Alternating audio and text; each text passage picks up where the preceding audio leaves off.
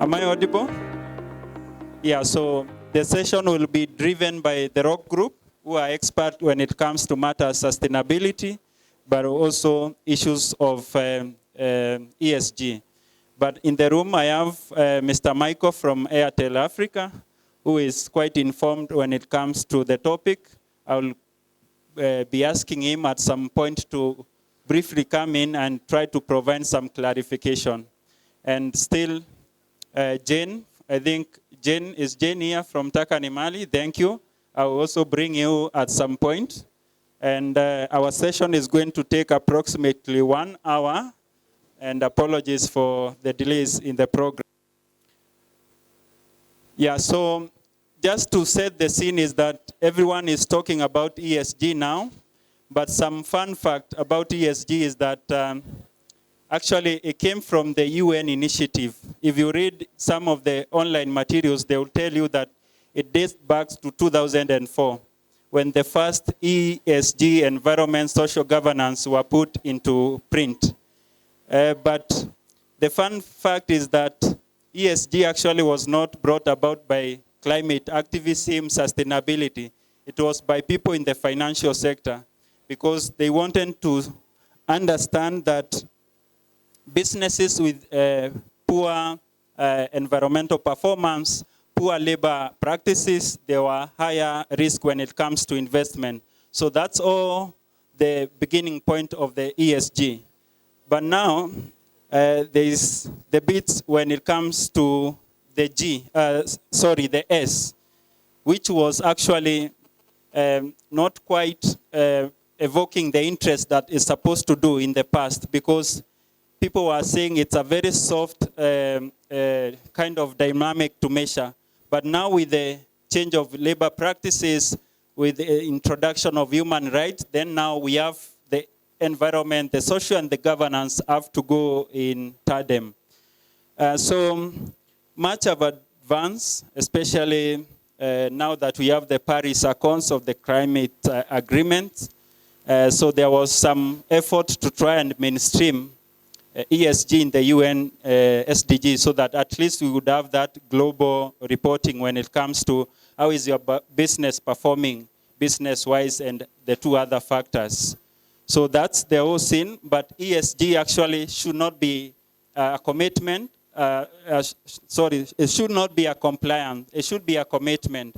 And actually, it's not always good to say that you have ESG as a policy, because you cannot address it as a standalone. You have to integrate it into how your business think, operate, but also how you react to the community, because businesses are part of the community. So you have to keep the community very close.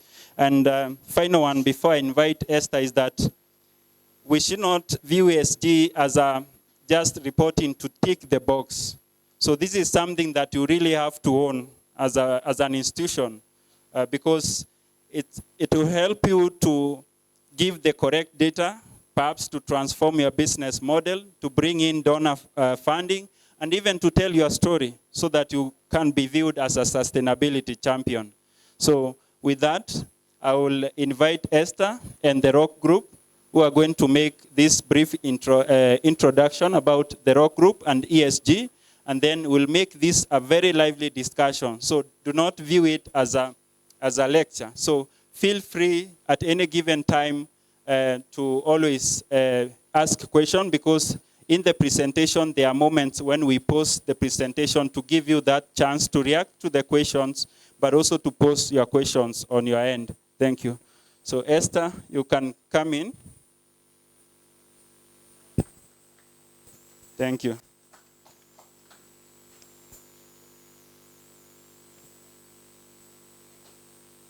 Clearly. Joris, can you hear me? I can hear you, but I don't think... Esther, you can come in. Yes, can you hear me, Jeremy? Yes. Oh, okay. Okay, great. Thanks. All right. Good morning or afternoon. Good afternoon, everyone in Nairobi. My name is Esther Mangiza.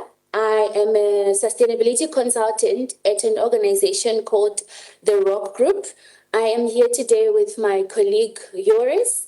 Joris is in Amsterdam at the moment. He will introduce himself shortly. But I just want to say thank you all for joining this session today. The goal of this masterclass is to just clarify the essentials of ESG. And like Jeremy said, please feel free if you have any questions or something is not clear and you'd like us to elaborate more, please feel free to stop us and we will be happy to do so. We want it to be as interactive as possible. Joris, would you like to introduce yourself? Yeah, thank you, Esther. So my name is Joris den Boer, and I'm a colleague of Esther. And as Esther said, I am working from the Amsterdam office, and I will be jumping in here and there. So I'm looking forward to the discussions. Yeah, thank you very much, Joris. Okay, so to start with TheRockGroup, just a brief introduction of TheRockGroup. You can move on to the next slides. So TheRockGroup is a sustainability agency. Yeah, TheRockGroup is a sustainability agency. We work on the transition towards sustainable economies and sustainable societies. And we operate across all sectors. So if you are in agriculture, in finance, HR, public sector, government, wherever you are, we operate across all sectors. And at TheRockGroup, we believe that sustainability is very powerful when it's embedded or when it's at the core of your business. So that's what we want to navigate together with you today. Like, how do we get to that stage so that we can change our societies and our economies positively? TheRockGroup, we have offices in Brussels, Amsterdam, Cape Town. I'm in Cape Town at the moment. So in our transition towards a sustainable society or economy, we use what we call business lines. We have 3 of them, which is sustainability strategy and implementation, and then development of sustainable businesses, and then last but not least, education. So this can be higher education or board members or just normal employees in an organization. This is just our way of grouping it to make things easier to handle. All right.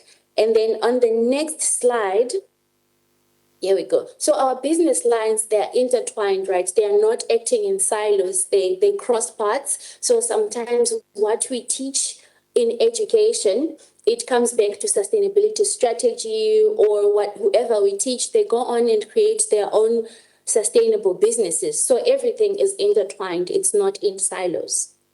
Yeah. And then the next part. Okay, so for today, why are we here today?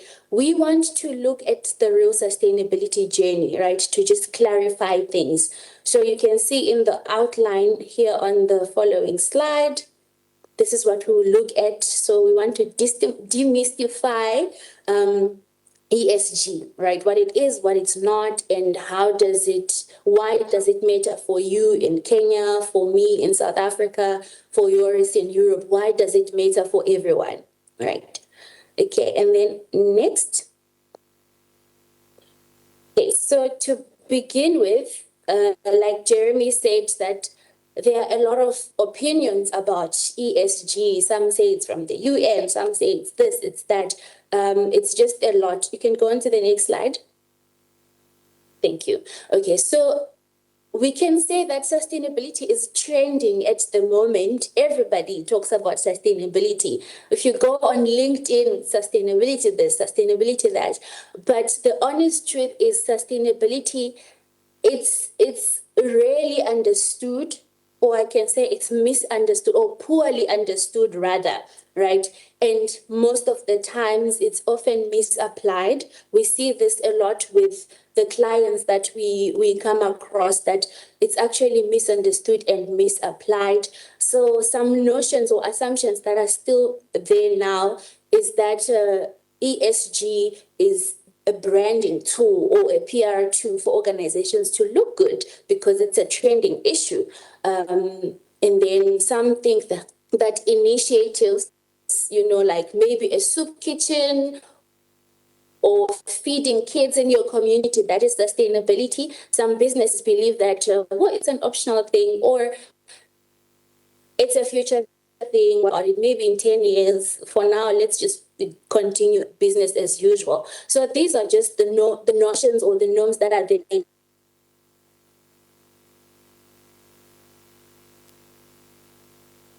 And now, Esther, I'd love to pause. and we want to restore attention. Next, to hear from Esther, yes. I think your internet is quite unstable, but on that, I want to quickly invite Michael to react as you try to sort your internet. Michael, so ESG is just a PR tool, or it's viewed as a philanthropic initiative for just the corporate to tick their boxes. How would you react to that, kindly? Yeah, thank you. Thank you so much. I think as it has been introduced quickly in that presentation, ESG means different things for different people. But I don't think it's a PR exercise. I don't think it's a compliance obligation. I don't think it's all those things that are said there.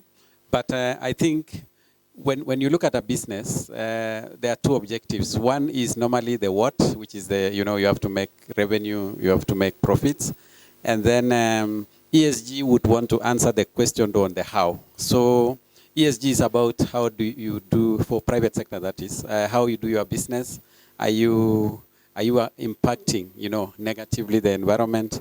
How are you treating, the S is about the social, how are you treating your employees? How is the diversity in your organization? How is health and safety? Are employees safe? Do they get the right equipment required? And then when you go to governance, it's about, for example, your board composition. Do you have the right mix in terms of gender, in terms of age, and all those kind of things? So there is also the risks and the opportunities that you do in the organization. So you analyze the environment, look at where are the risks, what can go wrong, and how can we do all that. So I think we can go back to the team in South Africa, Esther. Okay, can you hear me clearly? Yeah, sure. Go on, Esther. Oh, okay. Well, I could hear you clearly. Well, thank you very much. I think you said Michael. Yeah? Yes. Okay. Yeah, Michael. Okay, yes. Thank you, Michael, for that. Yes, so summarizing exactly what I was saying. So yeah, I wanted to hear from everyone that is in the room. How confident are you that your organization is doing ESG or sustainability correctly? Jeremy, maybe if you can hear from whoever is in the room. Anyone who would wish to quickly react to that question on how confident that your organization is doing right when it comes to ESG?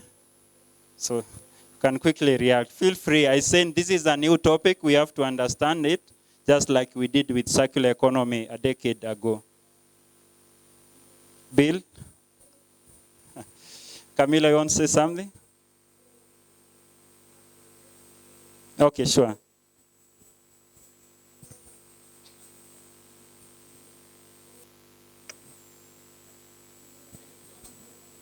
Esther, the reactions are coming in. So we have, okay, introduce yourself. I heard her saying she's not from a business, then you gave her the mic. So I saw like she's getting stranded. So I thought, let me try to do my good deed for the year. My name is Anthony Ndongo from Green Pencils. At Green Pencils, we convert paper to wood to make pencils that grow. So when it comes to ESG or some of these many things, let me say like SDGs. Our company, we formed it in 2012. SDGs came in 2015. So some of those SDGs, like SDG 12, responsible consumption and production, that was already one of our core beliefs. Now, when it comes to ESG, I believe we are already way ahead of it, so to speak. So I'll say very confident, but now I'm happy that the world is catching up. Thank you. Thank you. A clap for him. Esther, I hope you are getting the fantastic reaction coming out from the room. Yeah. Hello, good afternoon. My name is Jesse from Limu plastic recyclers. We collect waste garbage from all types of collectors, from Dandora, from within Kiambu County. Then we buy it from the collectors. We take it to our site in Limuru, and it comes in all kinds of manner, and we take anything plastic. Then we wash it in our plant. Then after washing it, we make granules out of it. And after making granules, we sell now the raw material to the Asian plastic manufacturing companies. And eventually now we want also to manufacture plastic pipes, plastic chairs from the waste. And that's why we are here today. Thank you. Thank you. So Esther, you can go on. A clap for him. So Thank you. I think what we are picking from the room is that even at the SME level, we are trying to see how can we bend ESG and try to drive the sustainability from our own space, even though it sounds like a jargon, but at least we've seen some engagement on how businesses are trying to tie sustainability, circularity with the ESG when it comes to telling your story, but also when it comes to social inclusion, because now there's lots of interest, especially when it comes to how are you working with the marginalized group, either within your setting, but also beyond within the community. Esther, you can proceed. All right. Thank you, Jeremy. Thank you for those that answered. I'm glad some are very confident of their sustainability journey. There is no right or wrong answer. So if you are saying we are still trying to understand or you're not confident at all, there's no right or wrong answer. We are all trying to figure it out. Okay. All right. So moving on, we will look at how, to embed it in SMEs, corporates, and everything. So moving on, let's start by understanding what it is not and what it is in detail. I know we touched on it earlier, but in detail. Yeah, okay, so these are some common mindsets, right? The old narratives and the reality that we see in the sustainability world. So like I said earlier, ESG is PR. That's what people used to think. Some still think so. But the reality is that ESG or sustainability is risk and value management. Before, people or organizations used to focus on activities or projects on. So for example, we can say, oh, my organization is doing good for the earth. That is great. It feeds into sustainability, but that's not all. That's not ESG, right? So reality is sustainability focuses on managing, right, systems, which includes governance, data, materiality, right? It includes results. What results do you have? Instead of asking, what good are we doing only? What results do we have? Right? Can you measure them? Can you see them? Can you validate them? And then last but not least, sustainability used to be in a standalone department. Maybe you have a sustainability manager in your organization or just a whole team if it's big enough. But now we are seeing that sustainability is a shared responsibility. It should be a shared responsibility within the whole organization. It should be across departments, the finance team, the IT, the HR. The responsibility should be shared across the board. It shouldn't be standalone. So moving to the next slide. Here, what sustainability is not. Again, not branding, it's not a certification trophy like Michael said, it's not a checklist, it's not environmental only. I think Jeremy mentioned earlier that, environmental activists, they were very vocal and people tend to confuse environmental with sustainability. It's not an environmental agenda only. It's not a one-off that we can say, oh, wow, in 2025, we did very well in sustainability. then we park it and that's it. We move on with the rest of the years. It's not a once-off. It's a journey, right? So sustainability, the whole point of this is that sustainability is not about sounding good, right? It's how well you manage holistically and to prove what you are doing. So on the next slide, let us dive deeper into what is it. So ESG is a structured, evidence-based framework for operating your business, right? No matter how big or small. So you identify, it helps you, ESG, it helps you to identify the risks that you have and to manage them. So these risks are both environmental, social, and governance risks. And then when you identify and you come up with a plan to manage them and then to improve, right? It's a continuous process that you are continuously improving, and then to strengthen the trust and your transparency and accountability, right? So when sustainability is done right, it's supposed to help your organization to align with the legislation of the country or of the region that you are in, and to align with your investors, with your clients, your customers, right? And then last but not least, when it's done right, sustainability is integrated in all areas of your business. So in the strategy, in the planning, and then in the operations, the day-to-day activities that you do, and in the decision-making from the top, the bottom, everywhere, every decision that you make, sustainability should be intertwined, right? So yeah, that is what it is in essence. So now let's see. Yes. So this is the new way of thinking. This is how we should think. When we think of sustainability, this is how we should think about it.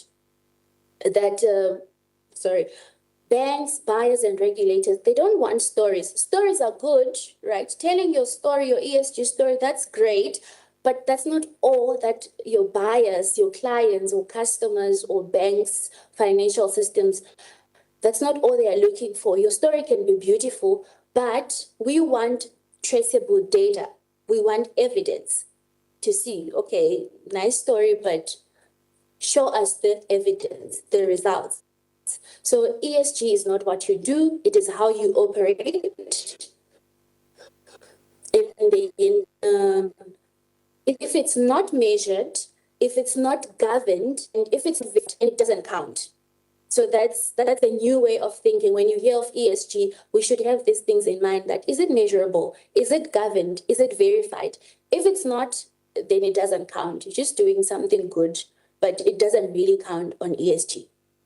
Yeah. So next slide. I have a question here for you, for everyone in the room.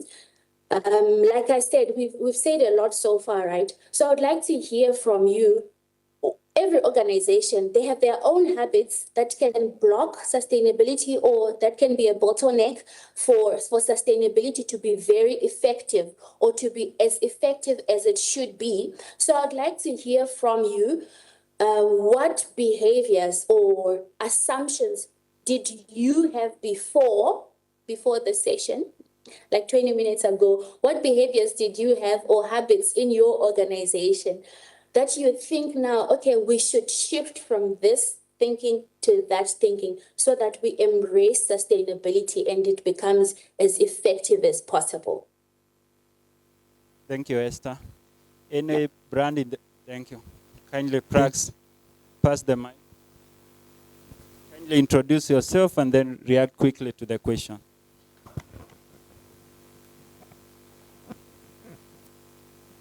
Thank you. Hello, everyone. My name is Jacqueline. I'm from the Embassy of Austria.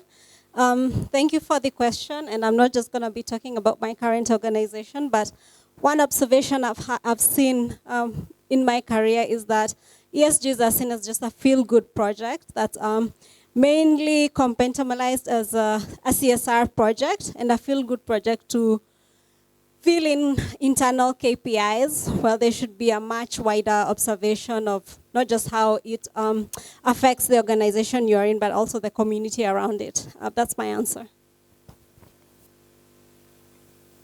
Thank you. My name My name is Valentine Ondit, and I'm an organization.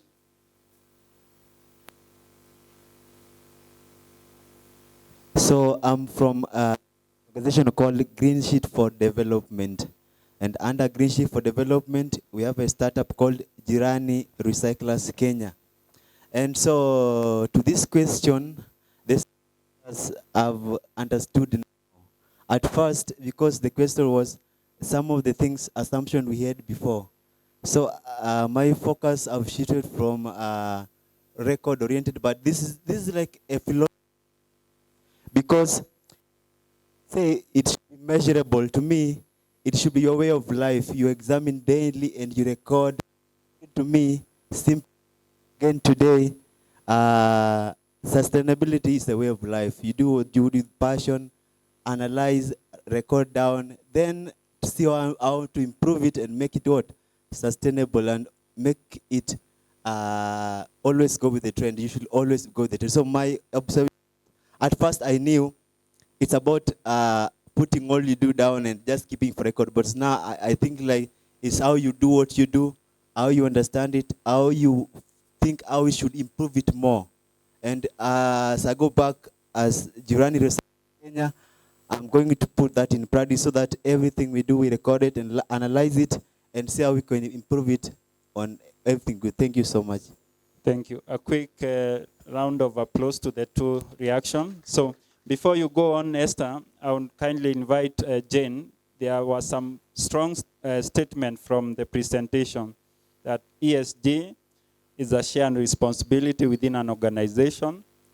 Do we really need a standalone ESG team with the mini teams reporting to the ESG? Lots of bureaucracy. What do you react to that quickly?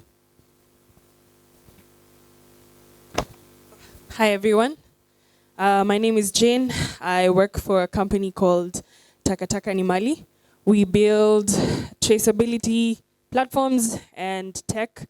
So to respond to that question, I would say yes, it very much is a shared responsibility, because when you're thinking about the operations within a company, nothing is a standalone operation. So what HR does, what finance does, cuts across the company. So therefore, that has to be a shared responsibility.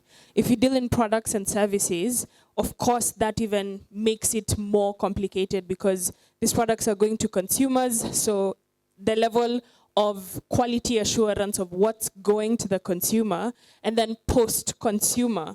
If your products, we're finding them in rivers, if we're finding them flooding our streams, then there's also a shared responsibility there.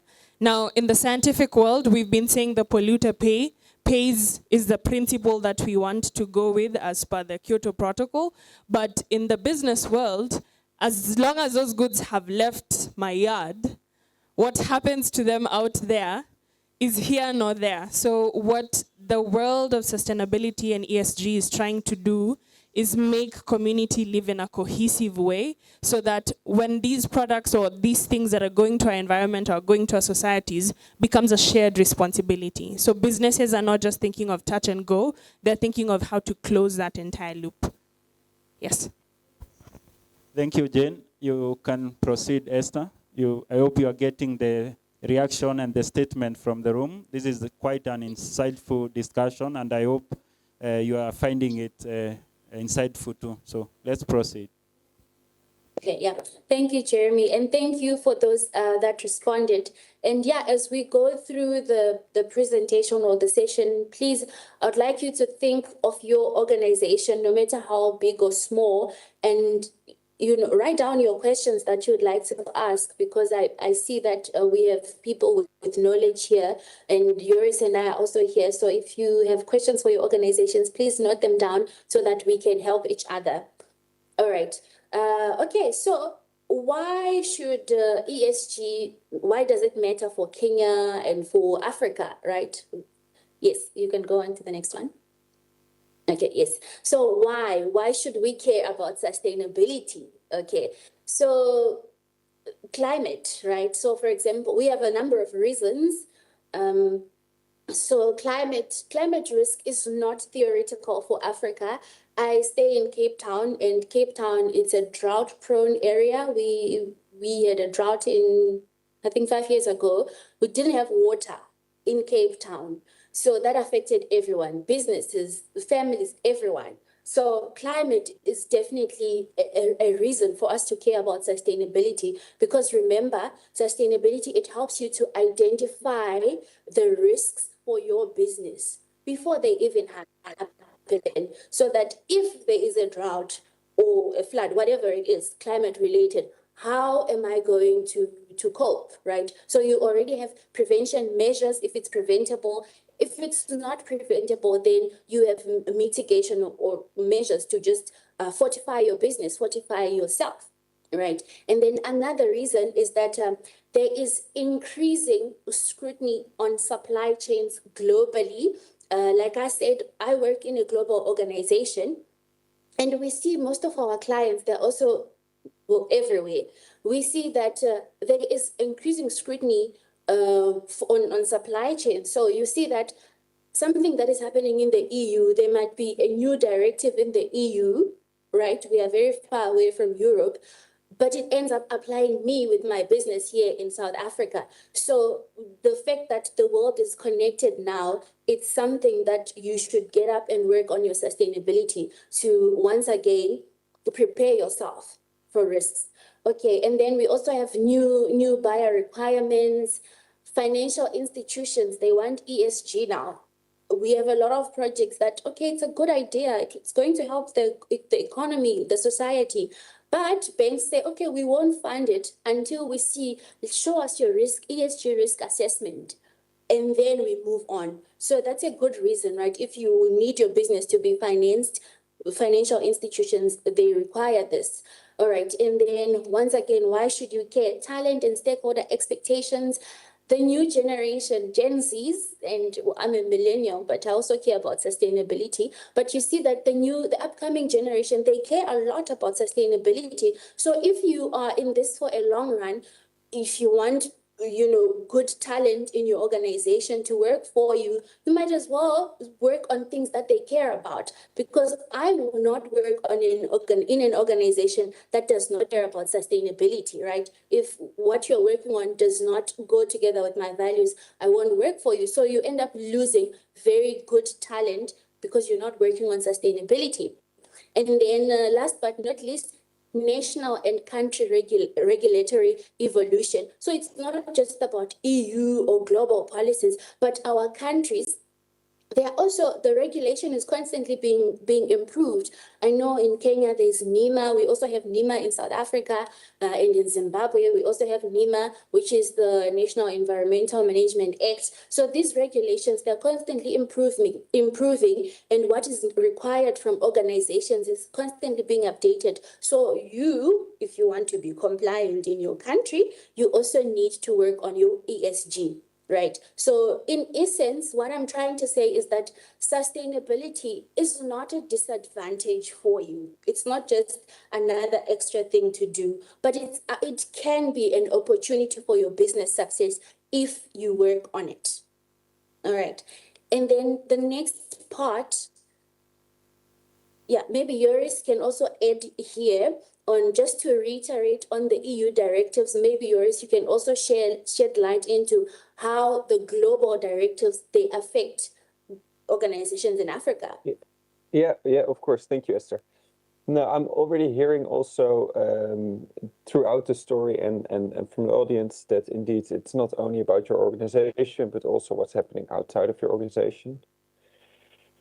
And that's actually applicable on a quite a large scale, because we're seeing that there are directives, for example, in the EU, but worldwide, that cause that companies are responsible much outside of their own organization, and for example also about where they source materials and what kind of suppliers they use.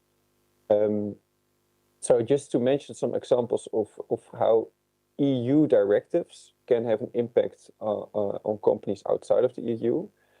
We see that there's a EUDR, which is the deforestation regulation, which gives the obligation to European companies to show that their products also throughout their supply chain, where they come from. So you have to then prove and track and provide data of products and companies within the supply chain.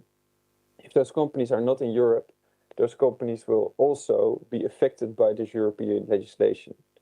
The same is happening for example, the due diligence legislation, which gives you the obligation to look also into your chain, what is happening there, or the reporting directives, where you have to report data for the full value chain, so for your own organization, but also outside, also for your suppliers, also for your customers.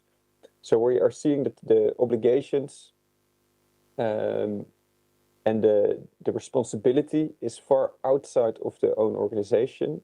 And that's in general with ESG and with sustainability. We are not talking about isolated organizations, but we are talking about broader responsibilities. And that causes that all these, for example, these directives in the EU have worldwide effects, but also directives in South Africa or Kenya or wherever might also have effects in many other different countries. So the interconnectedness between all of the companies that is caused by ESG, or that's really happening in sustainability, makes that the effects are also felt much outside of the own organization and can be all over the world because, of course, trade is going all over the world. I think this ties into the traceability. You need to be able to show where things are coming from, which is also, of course, a good thing because it is much more clear what is happening, and sometimes intransparency was being used for not taking responsibility. Well, now you are required to be more transparent and thereby taking more responsibility. And also, as Esther said before, data is very important here, being able to have verified data, independent assurance, things like this. So it's not, again, it's not just separate projects that sound nice, but it's really showing what you are working towards and also being able to substantiate those claims and to prove that you're doing it that way. Of course, we also want to avoid that it's just a bureaucratic and only paperwork that you're doing. So it can be very important to find the balance between, okay, how do we take actions that are actually achieve something and that improve your environmental, social, or governance performance? How can you still prove how it adds to your ESG performance without spending all your time on just doing paperwork and it becoming overly bureaucratic? So I think that's the balance, and I think that also ties into what we will discuss next. Okay, let's move on. Yeah, thank you, Joris. So now that we know what sustainability is and why we should care about it, let's look at sustainability in your organization. How do we go about it? Where do we start? Right. So I have thank you. So we have here a model of sustainability maturity, right? So it shows how mature your company is. It shows the different stages or levels of sustainability maturity. So we have compliance, you are compliant with the laws, regulations, and then we have ad hoc sustainability is, you have projects here and there in your organization, just 1 or 2, 3, 4, just projects that are not together. And then we have structured. Sustainability is structured in your programs. It's structured in your organizational themes. It's structured in your goals of the organization.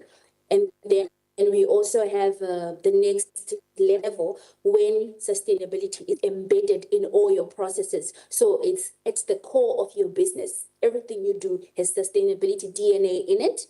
And then the last but not least, we have got the integrated stage where sustainability is integrated in everything you do, and you are a front runner. So you are not just focusing on sustainability for your organization, but in your sector, everyone knows about you. Companies like Patagonia, they are front runners. If you hear about sustainability in footwear, you think about them. That's integrated stage. So I'd like to hear from you, where, again, there's no right or wrong answer. Where do you think your organization is? Even if it's a startup with 2 people, which stage do you think you are in your sustainability maturity? Thank you, Esther. So I will invite Mr. Bill to react to that before I open the floor for other reaction and engagement. All right. Thank you so much. My name is Bill Omondi. I'm a sustainability consultant as well for Protos Capital. And maybe I'd react to it from my experience with different companies and organizations that we've helped integrate ESG. And what you realize is that the biggest force in the market, ideally for ESG, speaks to compliance. And this is mostly from regulators and government, because you realize that if you cut across different sectors, then mostly the financial sector, insurance and the likes are more likely to have ESG integration. And this is simply because the government, the CMAs, the CBKs, the NSCs are on their neck. So ideally, most of the mid-level organizations are at compliance level. And I think that's where a lot of SMEs and MSMEs fall. However, I'd also want to stress the importance of governance in this entire system, because the tone for ESG has to be set from the top. And your ESG integration is as good as your governance, as good as your structures in your organization. And the reason I'm saying this is because maybe you're representing your organization and you realize that you're maybe senior level management, mid-level management, and you have this passion to really integrate ESG within organization, or you're in the sustainability department and so on and so forth. However, if from the board level to the CEO, all the way coming down, the tone is not set right, then the process of integration of ESG that becomes a very heavy rolling ball that most of us find tiring, especially when it's not your core business, to integrate ESG and sustainability. So even as we look at this structured process, embedding, integrating to the system, then we realize that we have to work together with the senior management, with the governance of your organization. So whether you're the founder or you're working in there, then I think we have to speak the same language with the senior most authority within our organizations, because that is what makes this process then quite easy. And that's why G as a governance is a big pillar for ESG, because then it determines the speed at which you move from compliance to ad hoc to structured, embedded, and finally integrated systems. And with that kind of understanding from the senior most, then it makes your work easier depending on which level you are in. So I think I just want to throw that in and also, complement what the presentation is talking about. Thank you. Thank you, Bill. A round of applause to Bill. So Esther, kindly go to the previous slide. So we happen to have Beatrice from UNEP working with the Intex program. And Esther was speaking about trying to align your business with ESG so that at least you can have global market and have address ESG beyond the national level now at the global space. I know you are running a project that is trying to shine light when it comes to access to the EU market so that at least align your business to circularity. But quick reaction. Now, just share some brief reflection on how perhaps for the Kenyan business, they can commit to ESG, at the same time try to gain the customer base even in the global market from the textile perspective.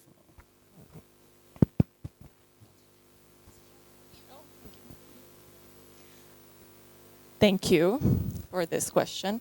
For sure, the EU textile strategy has a lot of ambitions to move towards circularity, to move towards better quality products, to move towards recycled textile-to-textile recycled content. So there's a lot of opportunities if textile manufacturers want to be more competitive, to enter the EU market. That will certainly be a new necessity in the next 4 to 5 years that were also mentioned in the PowerPoint. So I know that there is quite a few textile companies that are exporting to the US. That's a different reality. But for the EU market, having standards on eco-design, durability, color fastness for textiles specifically, of course, to have due diligence in place, to start thinking about what opportunities can the Kenyan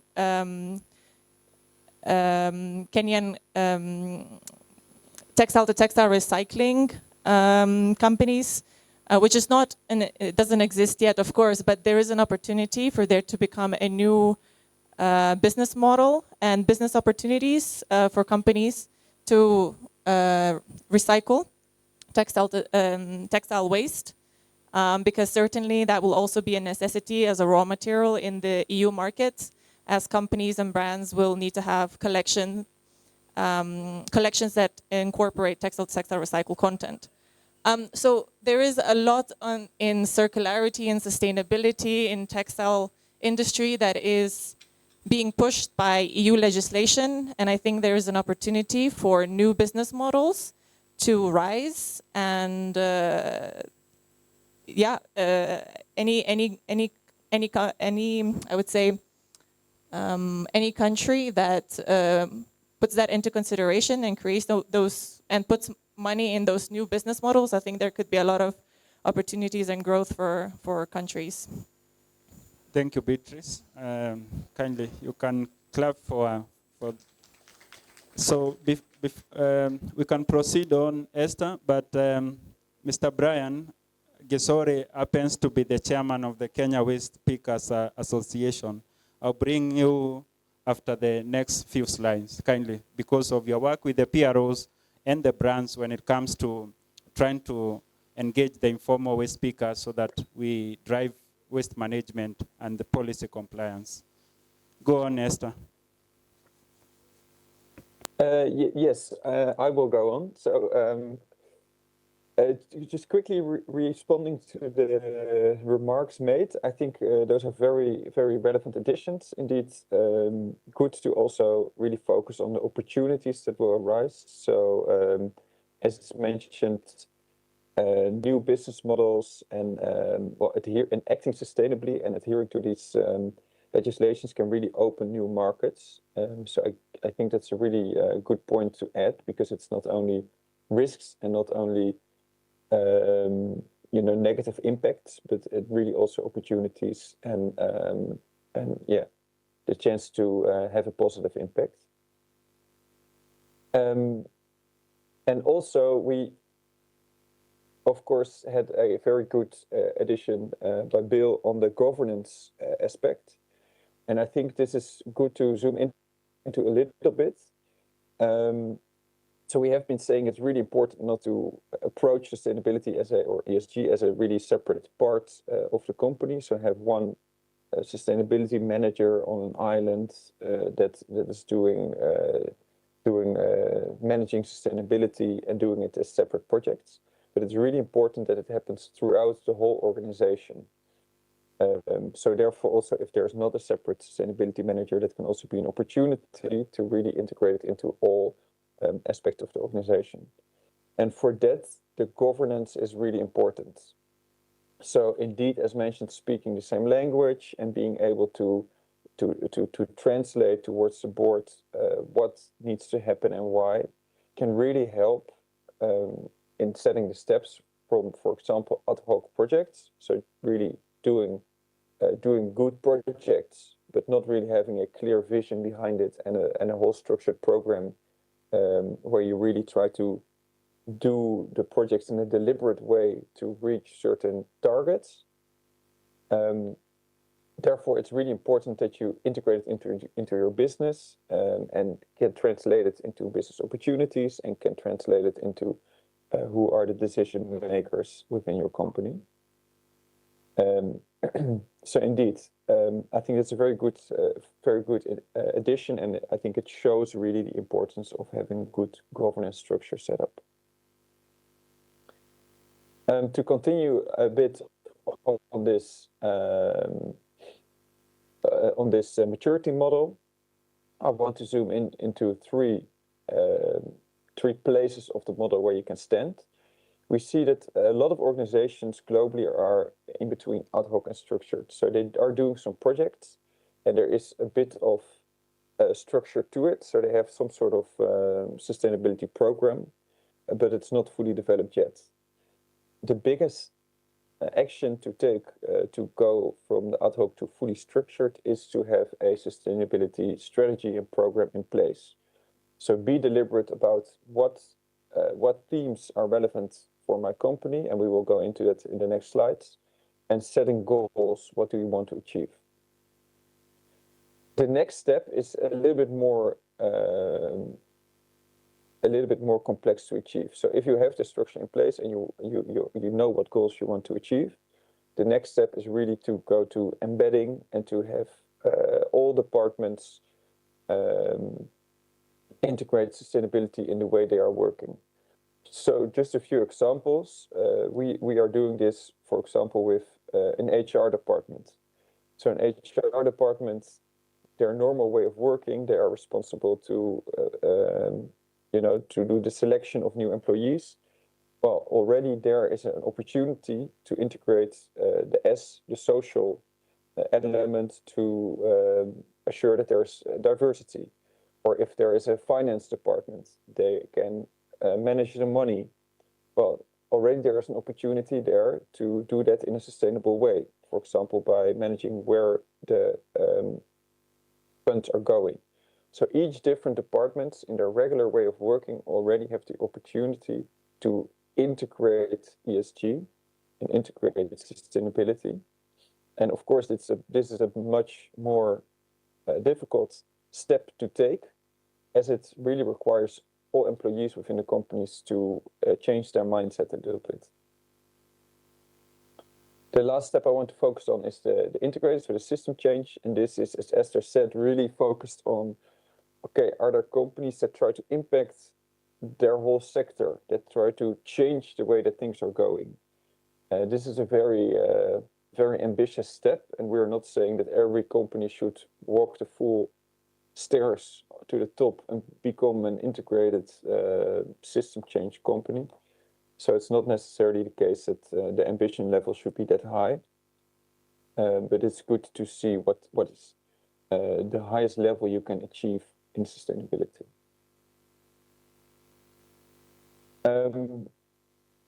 Just a few remarks that will underline a bit the steps that are needed in order to walk the ladder and to become more mature in sustainability. Firstly, you can see here again that it's not only your own organization that we are talking about. We are talking about also your suppliers that are also relevant for your sustainability performance. So if you procure products from a supplier that's acting in a very unsustainable way, it will also affect the sustainability of your organization. In the same way, if there are companies that buy from you for their performance, it's also important how you are operating. So I think that's to show that sustainability is not isolated to your own company, but has a much broader impact. And secondly, we are looking at this bottom part, integrated thinking, acting, and reporting. It's an important element that if we want to really go to embedding sustainability within your organization, everyone is thinking in the same way about it, is acting on it, and in the end is reporting on it.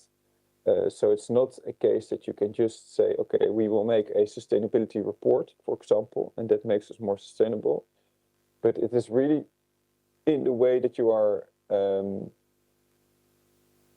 doing your day-to-day operations. So yeah, I think that shows that it's really a process, and shows that it's really important to get everyone on board here, and it's not an isolated exercise. Yours, maybe because of our time, we can go to how to choose the topics. A quick one, Yoris, before you come in. Any quick reaction, Michael, to some of the slides? Yeah, thank you so much. I think for me, one thing I've learned is sustainability is a journey. You don't start and then get there like a marathon. I mean, like a sprint. You have to build slowly from what you have, from your strengths, and then analyze your business, look at a strategy, how to embed into the business strategy if you are in private sector so that you make it sustainable. I think we are also moving away from the nice to have. It's now, ESG is now required for accessing different markets. So if we are not looking at, if we are looking beyond our borders, you have to really embed all this. And then finally on financing, most financial institutions now would look at your sustainability credentials, and you can get benefits like savings on interest and things like that. Thank you. Any representative from the government? I know the ministry team was here. Okay. Yoris, one more reflection from the room. Brian, you work with the PROs and the waste service providers. And in instances, we've seen them actually tell and not a false story, that we work with the informal waste pickers, we have given them the PPEs, the recycling rate is good. So from the other side of the coin, what does the informal speakers have to communicate that so that the brands and the institution can understand that they have to get their facts right and data when it comes to reporting, so that at least we have factual ESG reporting, because there's lots of greenwashing here, either at the national level. Initially in the past, it was mentioned that companies were preparing ESG report in Bado. So you are cutting trees to tell your ESG story, which is actually doing the contrary when it comes to sustainability and all other aspects, especially working with the marginalized group and even transparency. So, Kisore, for quick reactions. Hello, guys. My name is Gisore Nyabuti Bran, the chairperson of Kenyan National Waste Pickers Welfare Association. You have put it right, my brother. You know, we tried. When the PROs were forming, we were part of it. And also thanks to the KPP, Kenya Plastic Pact, that is where we met the PROs and we tried to persuade them. But nothing is working. On a reality scale, nothing is working. You know, you cannot tell us that you come to give us a PPE and then you take a picture and then you report back as something that you have done with the informal waste pickers. It's not making sense on a reality perspective. If we empower the waste picker holistically, if we empower them economically, they can be able to buy the PPEs for themselves. They can be able to take care of themselves. We don't need some just sideshows. It's a greenwashing narrative, you know? Greenwashing, we're just being used to rubber stamp activities, but in a reality perspective, there's no involvement. The plastic pricing, the pricing that we are selling is still the same. Nothing has changed. You know, we were thinking the PRO was coming to save us, but it's not, because at the same time, you know, it's being incubated where? In the manufacturing, in the Association of Manufacturers. It's not a bad thing. I'm not complaining. I'm not doing anything. But we as the waste pickers, we are on the verge of registering our own PRO, EPR Watch Kenya. We want to do it because on the longest time, we have tried to persuade these people. It's not making sense. When they come to the ground, they come, they involve our waste pickers, we take them, we do a survey, we do everything. Then they come tomorrow, they give them the PPEs, the reflectors, and then take pictures. Then from there, they tell them, form a CBO, form a youth group. They are dividing it. But now, for now, we are pushing it, the narrative ourselves. And let us not have the reports where they come, they take the consultants, then the consultants come, give you a good story, a good narrative, which we want to hear. We want now the waste picker to come himself or herself. Let him tell this thing is working. That's where we will believe the PRO and the EPR is working. But we are registering our own PRO. Thank you. And also not forgetting, we have gotten an empowerment from the Danish embassy.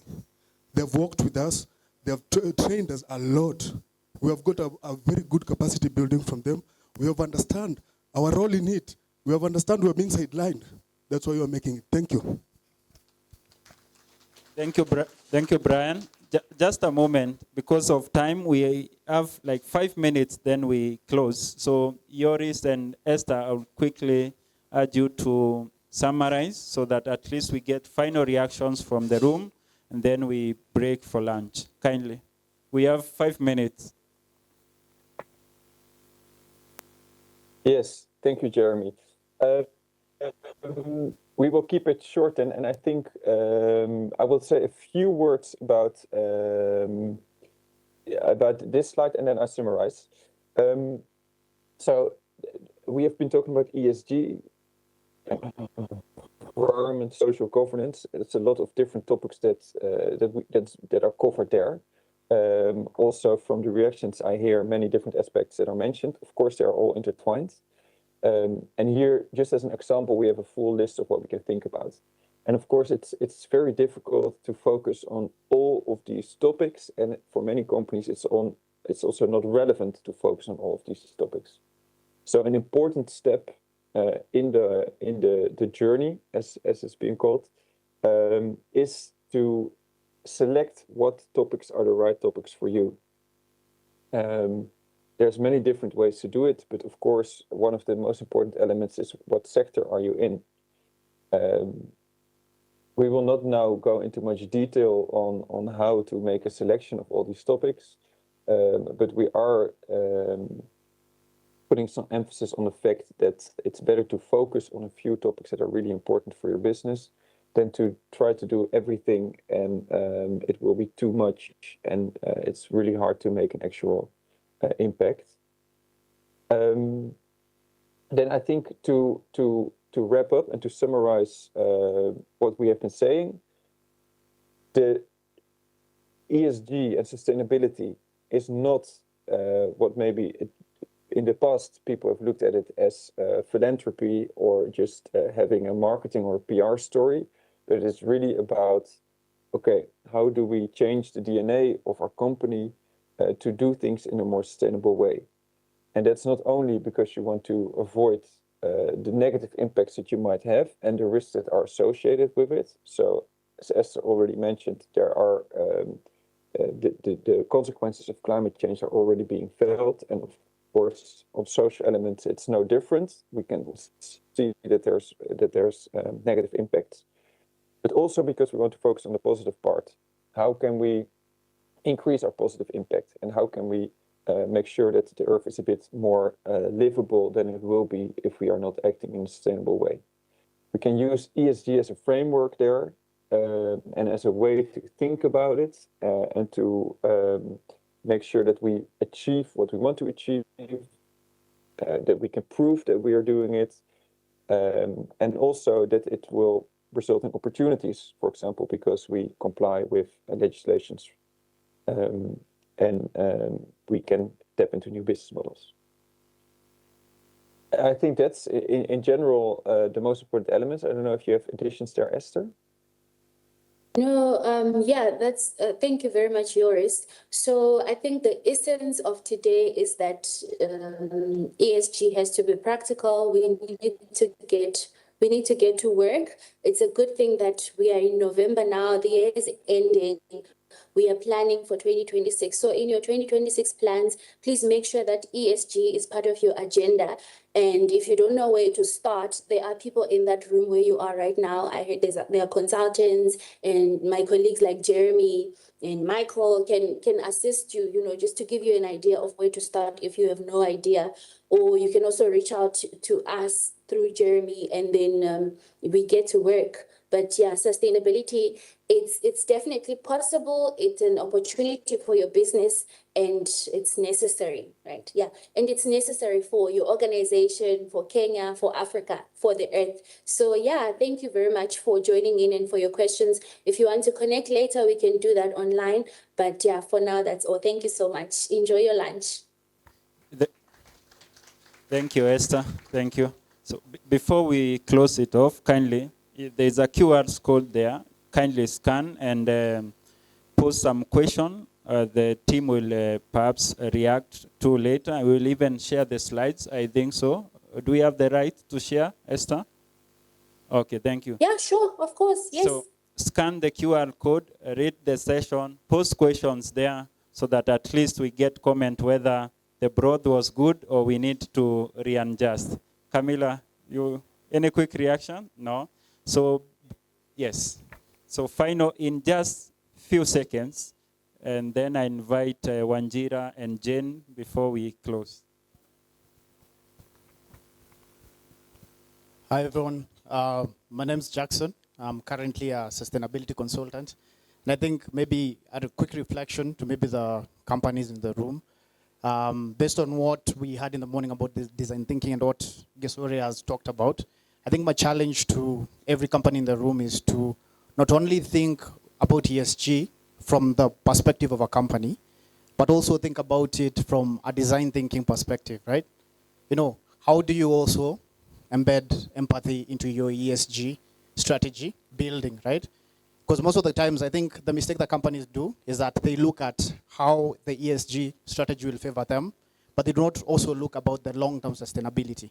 Because we've had Gesure talking about, everybody's looking at how will we look good as a business, as branding, right? But they're not looking at the fact that you are a corporate citizen and you are interacting directly with the communities. Do you consult them and figure out how to brand or structure your business in a way that allows you to also report sustainable and realistic impact to the community and the environment? I think that's a challenge.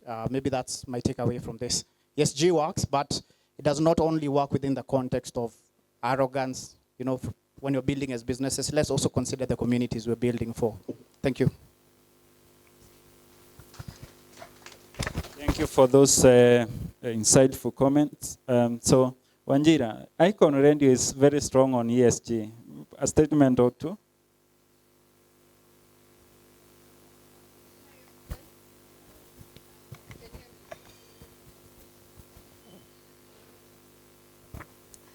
Hello, good afternoon, everyone.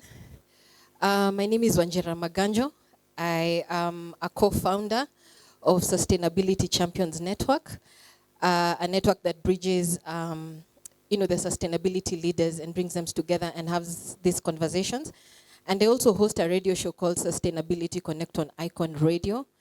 And the biggest conversation that we've been having in the market is we, the corporates, really understand what ESG is, but it doesn't trickle down. So that is where we need to start the conversation. You may find in your own organization, the sustainability department is probably embedded in the marketing department, and they do not understand what it is that you're doing. So communication internally is really, really important for sustainability to make sense to everyone. And when we talk about sustainability, it's not competition between companies. It is all of us working together to ensure that the greater good of the world is continuous.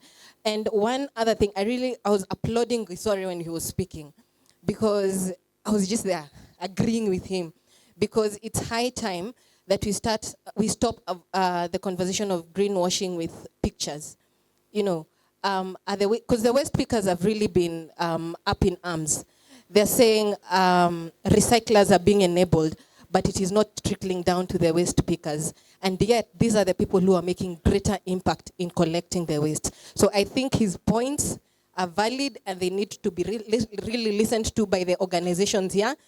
As you're doing your reporting, please ask, who is the last mile?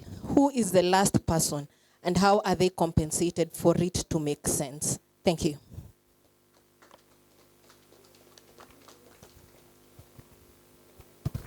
Kindly scan the QR code and read the session. We have a representative from the State Department, Ministry of Trade. So we have the government in the building. Quick reaction.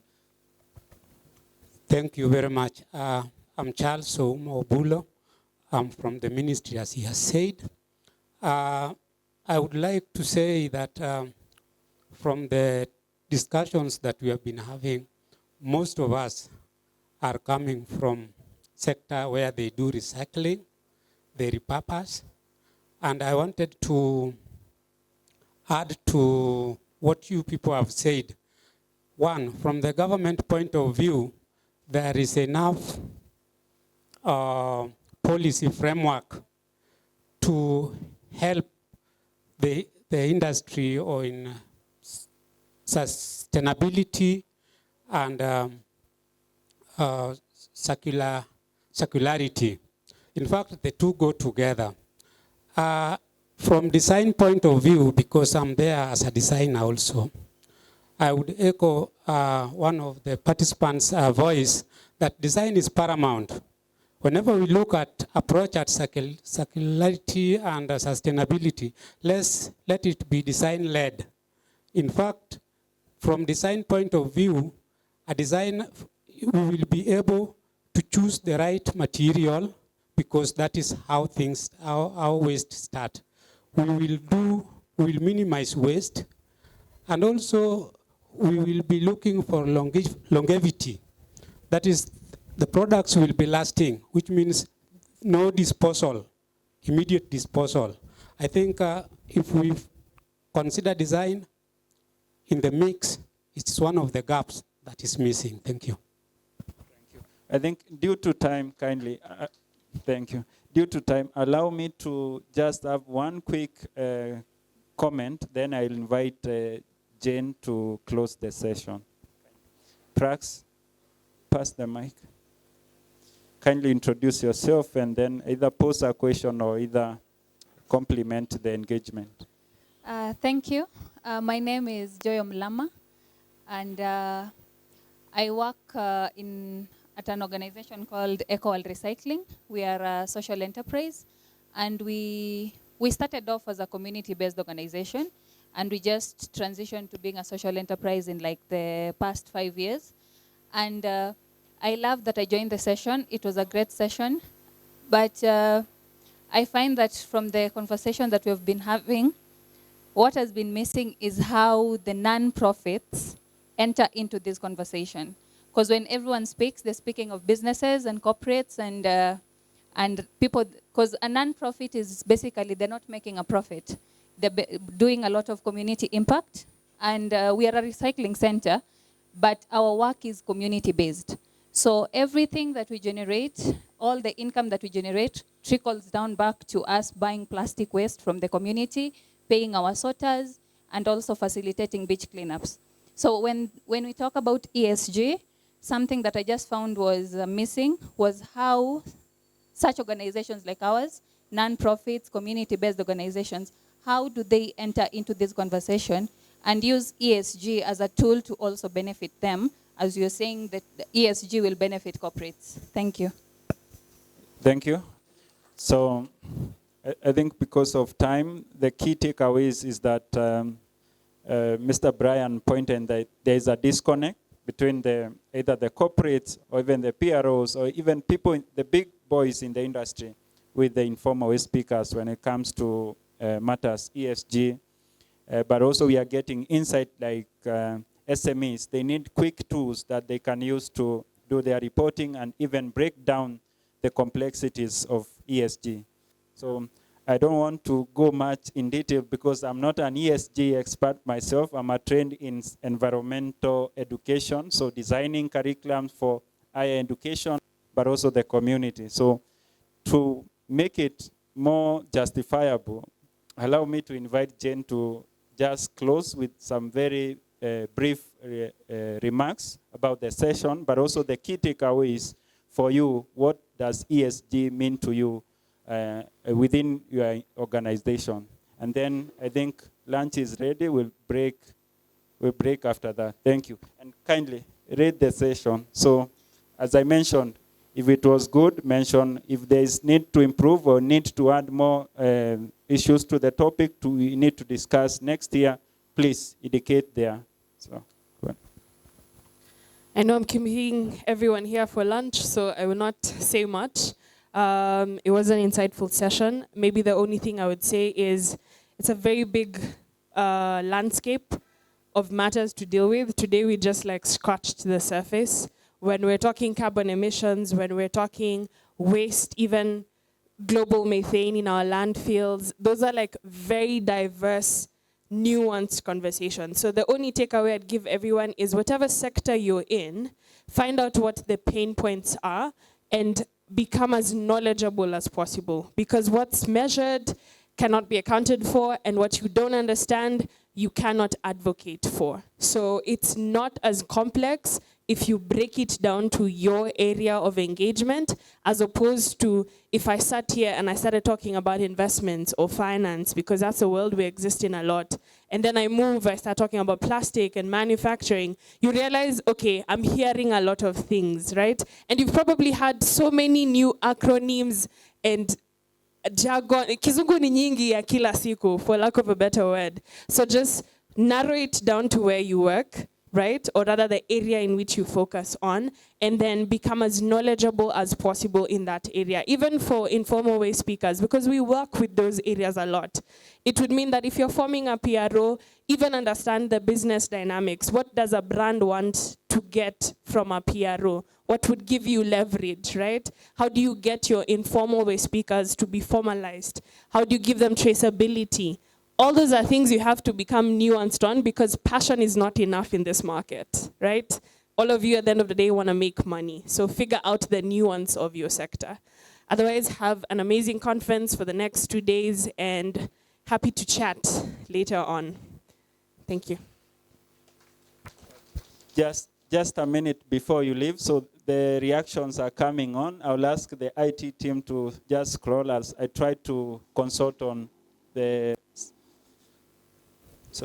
So thank you for attending and rating the session. So consider this like a partnership. So feel free to always reach out to either the SIB team, TheRockGroup will give you the contact.